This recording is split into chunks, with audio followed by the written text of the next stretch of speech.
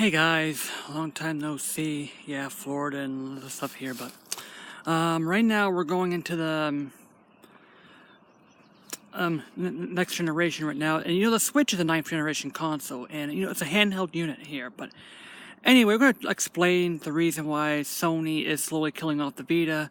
The Vita, I'm even surprised that they're still making games for the Vita. I mean, it was just been collecting dust the last couple things. What did I use the Vita for? Maybe the first couple of games, and then but the memory cards got in the way, and then the second time I used the Vita for a few times when I was remotely playing it, when even that went to the wayside here. But the Vita flopped primarily because of these cards. I've never checked the price, but I assume that they're still 80, 100, or still an arm and a leg today. I mean, why do people want to spend a fortune on a 64 gigabyte card?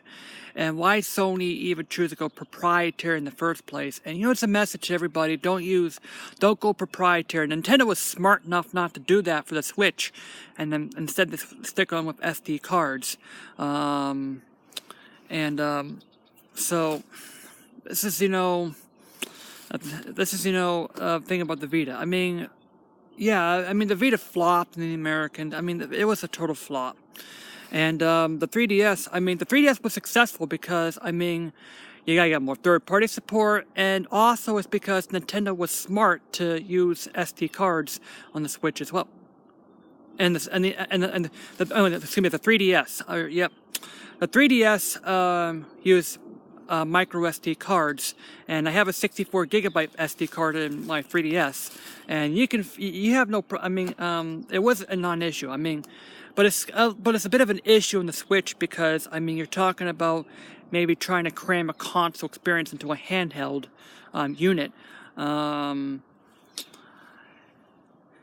the Switch, that's when it becomes an issue, because 256 gigabytes these days is nothing when you're trying to consider a console experience on the Switch.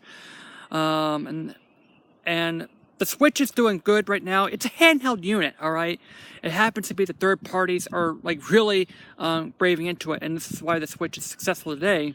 And the controllers are detachable, and it's a handheld with actually detachable controllers called the Joy-Cons, and as well as you can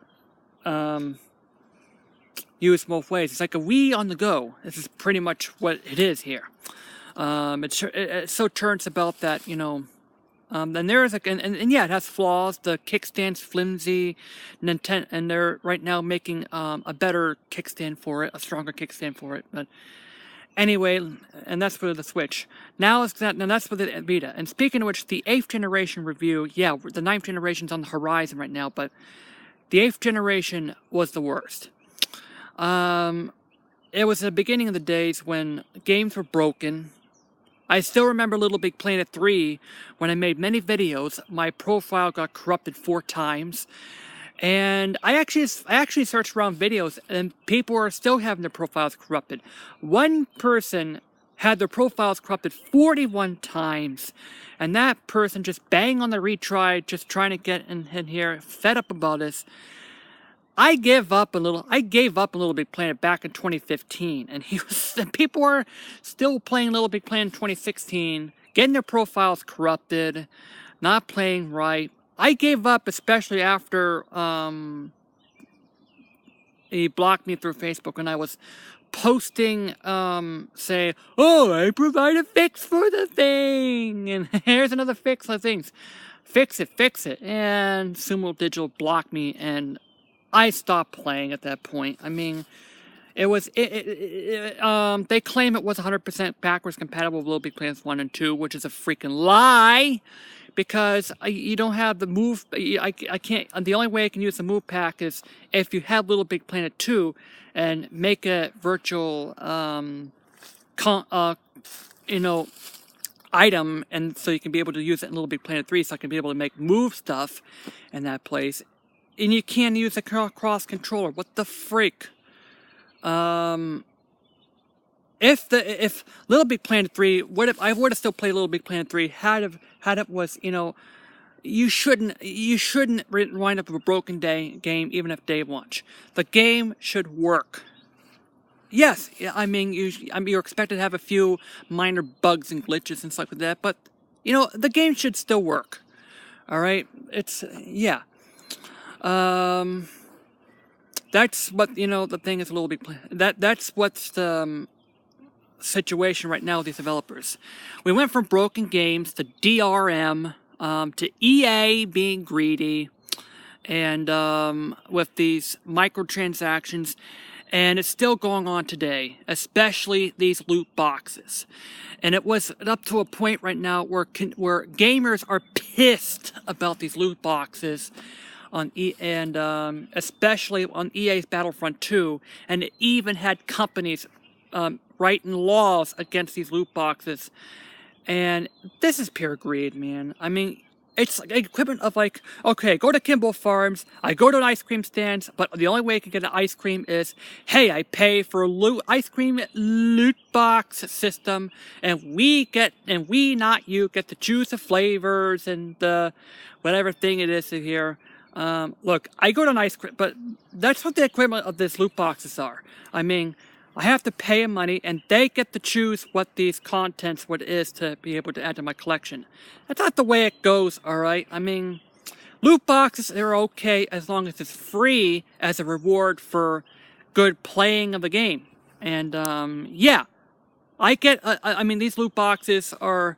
I'm okay with these type of loot boxes. But with loot boxes that you pay and you just get a random content, that's not okay. Especially if that content is on the disc.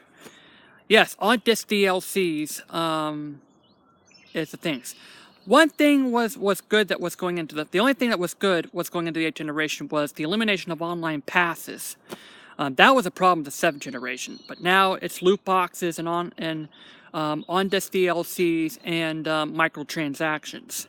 That was the big problems. So now we're going to the 9th generation. Microsoft and Sony has consoles on the horizon. Yeah, they haven't have any kind of word yet, but they're coming out soon. The Xbox next and the PlayStation 5 is coming out next. Nintendo needs to make a new home console, and they can up to a point where the Switch can become an accessory. Switch can become an accessory. And the Switch, I mean, it's just, yeah, it's got the power of the... Some people are comparing this towards the PlayStation 3 and the Xbox 360. So Nintendo's going to need to make a uber powerful console. Use this, and also you can transfer data to and from Switch to the new console, and also use the Switch as a smart controller. I think that's what Nintendo needs to do, because the Switch, because it's a handheld unit, you can be able to make it kind of like the Game Boy Advance to the GameCube. Have the Switch be a second screen with the new console, or you can actually play it, or you can actually play remotely the next console. That's what Nintendo should do. So this is my thoughts on the Vita. It's dead. The memory cards is probably what killed it off. Yeah, I think the memory card is a primary reason why the Vita was a flop. So this is me. Stay tuned for E3 stuff this year, and yeah.